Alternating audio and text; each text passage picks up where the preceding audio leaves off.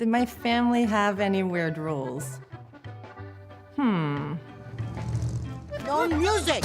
My parents had this rule that I couldn't drive my car out of Genesee County. No music! My mom always made me iron my clothes, tuck in my shirt. No more plaza. Get your elbows off the table. Never mention that man! Every family has crazy rules. And to never play music again. What? And then when we're in a family and there's rules, everybody just accepts them as if they're normal. The rule was, if you're sitting in a seat watching TV, and you went up to go to the bathroom or go get something from the kitchen, and you said DTMS, which means don't take my spot, then nobody could take your spot. My grandma gave me an irrational superstition of salt, and I need to throw it over my shoulder every time. And half the time we don't even know, why do we even do that? Quite often those rules that seem frustrating to you when you're 12 often come from a place of love, pain.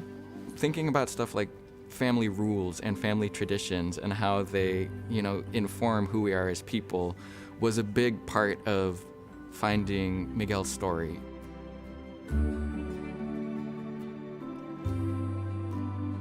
Coco is essentially a story about family and what it means to be a part of a big extended family. When we went down to Mexico for the first time, which is for Dia de los Muertos in 2011, we took a trip out into rural Oaxaca, and we ended up spending some time with a couple of families. It was so amazing to me to have this brief moment of being able to watch this family go about their normal business and see how the kids lived, see what the grandmother, what the great-grandmother did in the house. And that, to me, was always the most meaningful part of all of our research trips.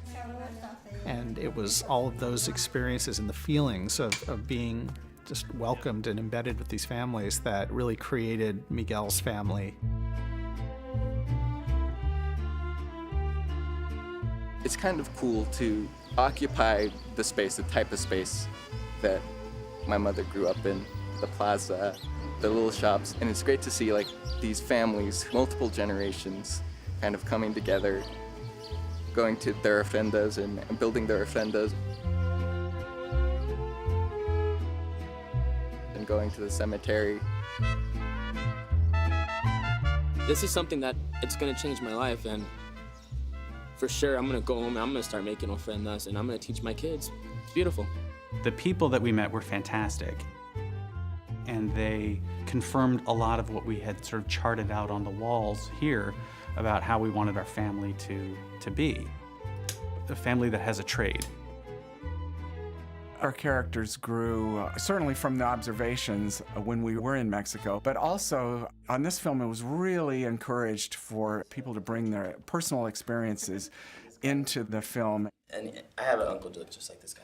So we were looking at photographs of everybody's family members.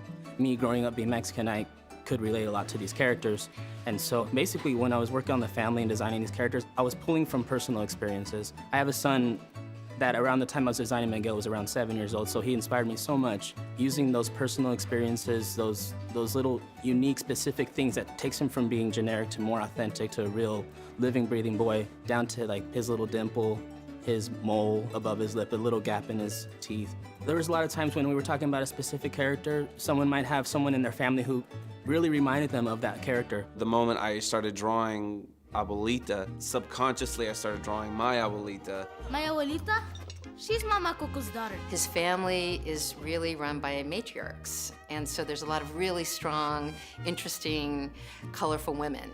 Mexican culture is matriarchal. The mothers run the household. They run the finances. They also set the rules. Abuelita, who is Miguel's grandmother, loves him so much, but she's ardently against music of any kind, and she runs the household with a wooden spoon, I guess. Early on, we had Abuelita carry a wooden spoon in her apron string everywhere she went, and if you said something out of line or disrespectful, she would take out the spoon and give you a whack. And it was that way for a good long while, and then finally one day somebody said, it really shouldn't be a spoon, it should be her sandal, it should be a chancla. Is there a chancla gag? A what? A chancla gag? Because that would really kill. Like if one of the Diaz came out and like, you know, it's like the belt. Yeah. You know, it's worse than the belt. To whack someone with the shoe? Yeah. Abuelita, what are you doing here? You leave my grandson alone, you.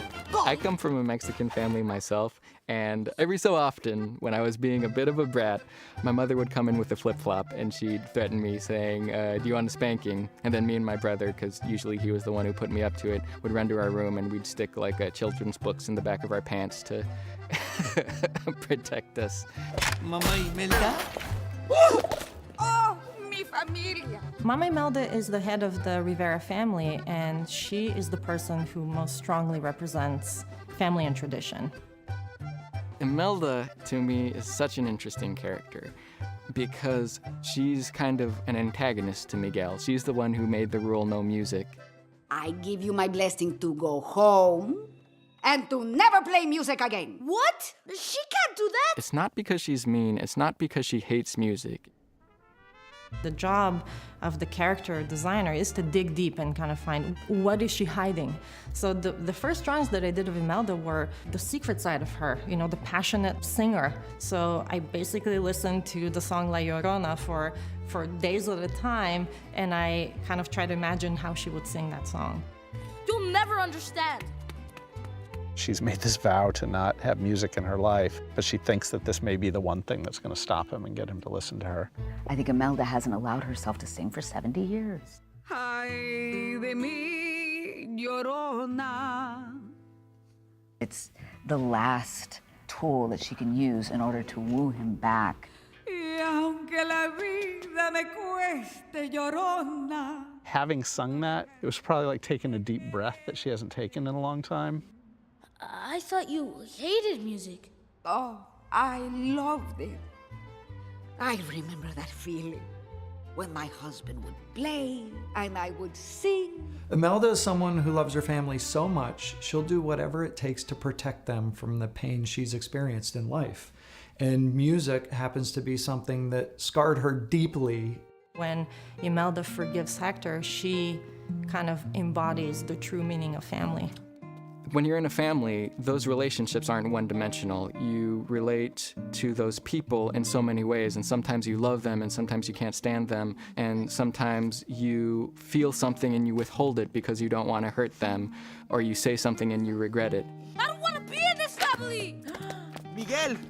And we wanted it to be a situation where Miguel struggles, but wants so badly to have that connection, and I think that's real and that's interesting. It's okay. It's okay.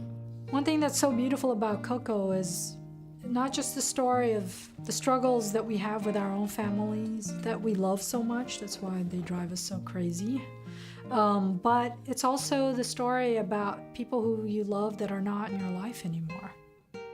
Being immersed in the culture of this film, we had practices here in the studio.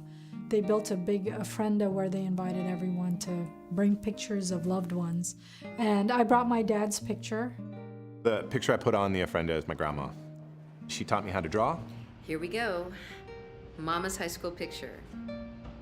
This is my grandmother, who I was very, very, very close to growing up. And unfortunately, she died while I was making Toy Story, so she never got to see any of the movies. Thank you guys for bringing your photos, bringing your families to the workplace to share with each other. I'd like to think that all the people we remember and honor today will be proud of all of you for the work that you've done and the movie that we're going to share with the world. So I just wanted to say thank you and thank them and to our family. And thank you. My family has given me so much support, so much love, and to be able to take those experiences, to take those characters from my own family and infuse that into a Pixar film is like the biggest thank you that I could give to a family that's given me so much support.